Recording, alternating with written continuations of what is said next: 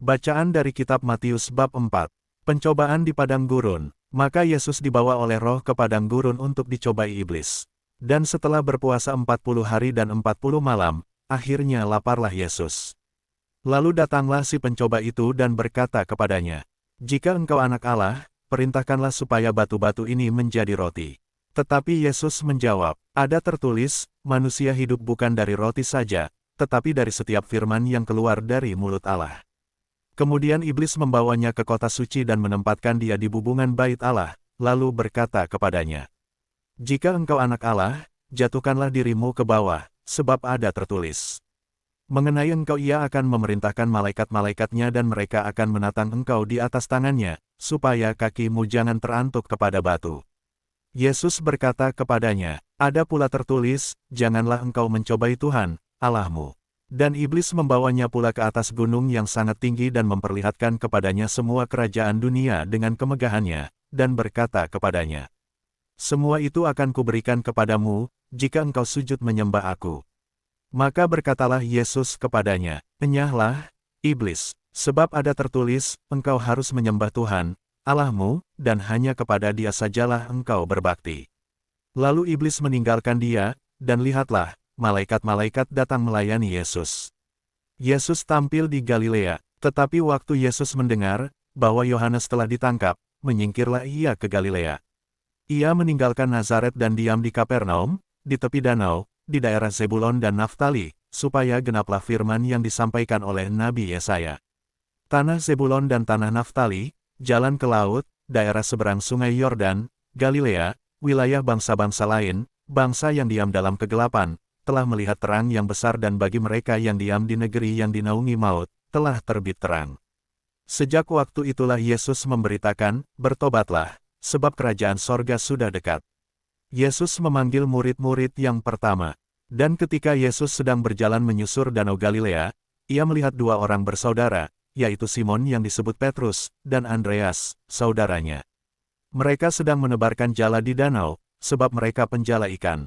Yesus berkata kepada mereka, "Mari, ikutlah aku, dan kamu akan kujadikan penjala manusia." Lalu mereka pun segera meninggalkan jalannya dan mengikuti dia. Dan setelah Yesus pergi dari sana, dilihatnya pula dua orang bersaudara, yaitu Yakobus anak Zebedes dan Yohanes saudaranya, bersama ayah mereka, Zebedes, sedang membereskan jala di dalam perahu. Yesus memanggil mereka dan mereka segera meninggalkan perahu serta ayahnya, lalu mengikuti dia. Yesus mengajar dan menyembuhkan banyak orang. Yesus pun berkeliling di seluruh Galilea.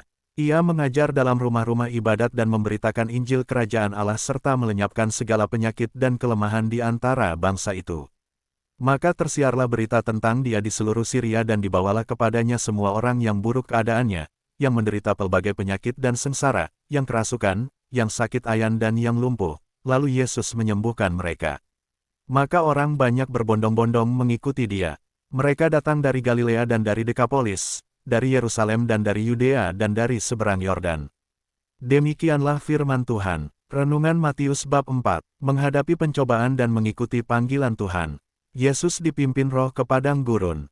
Setelah dibaptis, Yesus dipimpin oleh Roh ke padang gurun untuk dicobai. Ada kebenaran besar di sini. Dibimbing Roh bukan berarti hidup akan bebas pencobaan. Kadang Roh justru membawa kita ke tempat kesendirian dan kesunyian untuk menjadi kuat. Yesus berpuasa 40 hari, sebuah lambang bahwa sebelum pelayanan besar, ada proses pemurnian. Renungan, seringkali kita mengira pencobaan adalah tanda Tuhan meninggalkan kita.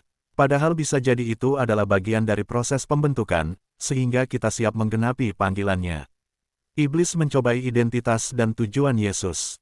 Setiap pencobaan dari iblis selalu mengenai dua hal. Pertama, identitas, kita jumpai saat iblis berkata, "Jika engkau anak Allah." Kedua, tujuan hidup dan panggilan, memberikan jalan instan, jalan cepat tanpa perlu memanggul salib. Mari kita lihat satu persatu. Pencobaan pertama, batu menjadi roti. Ini pencobaan untuk mengutamakan kebutuhan fisik di atas firman Tuhan. Yesus menjawab, "Manusia hidup bukan dari roti saja." Pesan yang ingin disampaikan. Kebutuhan jasmani kita memanglah penting, tetapi kebutuhan terbesar adalah firman Tuhan yang memberi arah, hikmat, dan kekuatan hidup. Makanan rohani yang kekal. Pencobaan kedua, lompat dari bubungan bait Allah. Iblis memakai ayat Alkitab, tapi memelintir maknanya. Yesus menolak, jangan mencobai Tuhan. Pesannya, tidak semua ayat yang dipakai orang berarti benar. Kita harus mengenal firman, bukan hanya membaca, tetapi mengerti hati Tuhan di baliknya. Pencobaan ketiga, kemuliaan dunia sebagai imbalan menyembah iblis. Ini pencobaan untuk mengambil jalan pintas menuju sukses. Yesus berkata, engkau hanya boleh menyembah Tuhan Allahmu saja. Pesannya, ada banyak jalan pintas dunia yang tampak memudahkan kita untuk sukses. Tapi jika jalannya tidak benar, itu bukan berkat, melainkan itu adalah jebakan untuk mengorbankan hati dan iman kita. Malaikat datang melayani Yesus. Setelah kemenangan rohani, Allah mengutus malaikat untuk menguatkan Yesus. Ini mengingatkan kita, jika kita bertahan dalam pencobaan, penguatan Tuhan pasti akan datang. Belajarlah menunggu waktunya, ia tidak pernah terlambat. Yesus memulai pelayanan di Galilea. Yesus pergi ke Galilea, daerah yang dianggap biasa saja, bukan pusat agama. Mengapa Galilea? Tempat ini melambangkan kegelapan, tetapi juga lapangan besar untuk menuai jiwa. Tuhan sering memulai karya besar di tempat yang tidak dianggap penting oleh manusia. Yesus mulai berkhotbah, bertobatlah, sebab kerajaan sorga sudah dekat. Pesan ini bukan sekadar meninggalkan dosa, tapi mengubah cara pikir, membuka hati terhadap pemerintahan Tuhan, hidup dalam nilai-nilai surgawi. Pemanggilan murid pertama, Yesus memanggil Petrus, Andreas, Yakobus, Yohanes, seorang biasa, bukan ahli Taurat, bukan orang terpandang. Yesus berkata, ikutlah aku, dan aku akan menjadikan kamu penjala manusia. Perhatikan urutannya. Pertama, ikutlah aku, hubungan atau relasi lebih dulu. Kedua, aku akan menjadikan kamu. Ini berarti Tuhan yang membentuk. Hanya Dia dan dalam Dia kita dibentuk. Maka izinkanlah dirimu dibentuk olehnya. Ketiga, menjala manusia, adalah merupakan panggilan dan misi. Pesannya, Tuhan bisa memanggil siapa saja, asal siap meninggalkan jaring-jaring lama, kebiasaan-kebiasaan lama, dosa-dosa lama, pola pikir lama. Yesus memberitakan Injil dan menyembuhkan banyak orang. Kabar tentang Yesus tersebar karena Ia mengajar, Ia memberitakan Injil, Ia menyembuhkan. Ini tiga hal inti pelayanan Yesus. Pertama, pikiran diperbarui lewat pengajaran. Kedua, hati diselamatkan lewat arta Injil. Ketiga, tubuh dipulihkan lewat penyembuhan. Tuhan memperhatikan seluruh hidup kita, bukan hanya rohani, tetapi juga fisik dan emosional. Kesimpulan renungan Matius bab 4. Matius 4 mengajarkan kita beberapa kebenaran penting. Yang pertama, pencobaan adalah bagian dari panggilan Tuhan. Yesus dicobai sebelum memulai pelayanan. Kita pun harus siap diuji agar kuat. Yang kedua, firman adalah senjata utama melawan tipu daya iblis. Tidak perlu hafal, kita harus hanya mengerti dan memahaminya. Yang ketiga, jalan pintas dunia tidak sebanding dengan kesetiaan kepada Tuhan. Jalan pintas itu cenderung menuju arah yang salah. Namun dalam proses dan ketaatanlah Yesus mengajari kita menjadi anak-anak-Nya yang istimewa. Yang keempat, pertobatan adalah pintu masuk ke dalam kerajaan Allah. Tanpa pertobatan, mustahil kita bisa menyatu dengannya. Maka diperlukan hati yang siap untuk bertobat dan meninggalkan dosa-dosa lama.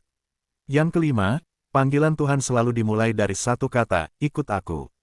Ikutlah Dia, Dia yang menjamin keluar masuk kita. Hidup kita harus diserahkan seluruhnya untuk ikut Yesus. Jangan setengah-setengah, jangan menoleh ke belakang lagi, jangan menoleh kepada nikmat dosa yang sudah berlalu. Bersihlah, kuduslah, ikutlah terang kekal itu. Yang keenam, Tuhan memakai orang biasa untuk pekerjaan luar biasa. Tuhan tidak melihat siapa dirimu. Tuhan melihat kesiapan hatimu. Berserahlah kepadanya selalu, maka Tuhan akan pulihkan dan menuntun kita kepada rencana-rencananya yang dahsyat. Tanda hubung. Doa penutup. Tuhan Yesus, ajari kami untuk kuat menghadapi pencobaan seperti Engkau. Berikan kami hikmat untuk membedakan suara-Mu dari godaan dunia. Bentukkan kami menjadi murid-murid yang taat, yang siap meninggalkan jaring-jaring lama dan mengikuti panggilan-Mu. Bekerjalah dalam hidup kami, ajari kami menjadi terang di tengah dunia yang gelap ini. Amin. Terima kasih sudah menyaksikan dan mendengar firman Tuhan ini. Teruslah bertumbuh dalam pengajaran Alkitab. Tuhan Yesus memberkatimu.